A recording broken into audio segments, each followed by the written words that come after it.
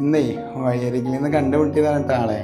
ആദ്യം ആളൊന്ന് അടുത്ത് വരാനായിട്ട് മടി കാണിച്ചെങ്കിലും കുറച്ചു നേരം ഒന്ന് അതിനെ ശ്രദ്ധിച്ചു നിന്നപ്പോൾ ആളൊന്ന് ഇണങ്ങിയ പോലെ കേട്ടാ. സംഭവം ഈ പൂച്ചകളുണ്ടല്ലോ, ഒരുപാട് പരിചയം വേണമെന്നൊന്നും വേണ്ടില്ല.